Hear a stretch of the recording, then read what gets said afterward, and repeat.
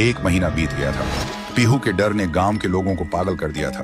कोई स्कूल नहीं जा रहा था। बच्चे खिड़कियों से पीछे छुप के बाहर झांकते थे, लेकिन पीहू अभी भी उसी स्कूल के सामने बैठी मिलती थी। जुबान पे एक ही लफ्ज, मुझे भूख लगी है। फिर एक दिन गांव में एक बड़ा तांत्रिक आया। सुना था 1000 भूत प्रेत भगाए हैं उन्होंने। तांत्रिक गांव में कदम रखते ही एक आदमी से पूछा, ये गांव इतना शांत क्यों है?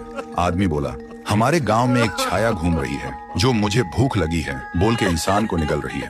तांत्रिक ने आंख बंद की और जो देखा वो चौंक गया।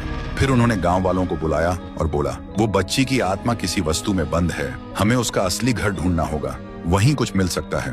फिर एक रात गांव के 2 जवान साहसी लड़के पीहू का पीछा करते हैं और देखते हैं पीहू एक पुरानी झोपड़ी के अंदर जाती है। दोनों चुपके से झांकते हैं। पीहू एक पुरानी गुड़िया के सामने और उससे बात कर रही होती है जैसे वो जिंदा हो। दोनों देखकर चौंक जाते हैं। फिर अगली सुबह वही 2 लड़के झोपड़ी में जाकर वो डॉल उठाते हैं और ले जाते हैं तांत्रिक के पास। तांत्रिक डॉल को देखकर चिल्लाता है, यही है, इसी में बंद है वो बच्ची की आत्मा, इसे आग में जलाना होगा तभी सब खत्म होगा। फिर रात में तांत्रिक गुड़िया को आग में डाल के हवन करता है, जोर जोर से मंत्र जप करता है।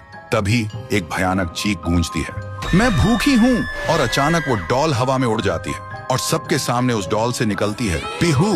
और जिन लोगों ने उस डॉल को छुआ था उनके शरीर एक एक करके पंडित जैसे फट जाते हैं। ये सब देखकर तांत्रिक भागने लगता है, लेकिन अचानक रास्ते बंद हो जाते हैं। वो पलट के देखता है, उसके सामने खड़ी होती है पीहू और वो बोलती है, तू मुझे जलाना चाहता था, अब तू जल। एक ही सेकंड में तांत्रिक के शरीर में आग लग जाती है और वो जलकर राख हो जाता है। उस रात के बाद गांव वालों को सब समझ आ गया था। पीहू ने सिर्फ उन्हीं को मारा जिन्होंने उसे दर्द दिया था, भूखा छोड़ा था, बाकी सब लोग ठीक थे। अगली सुबह गांव के सब लोग पीहू के सामने खाना लेकर आए और रो पड़े।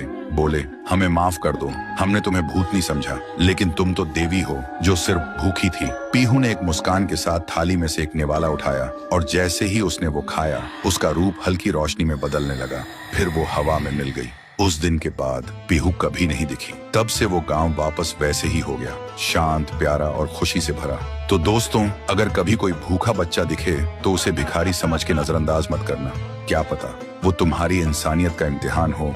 कमेंट करो, पीहू अब भूखी नहीं है, अगर तुम सच में एक इंसान हो।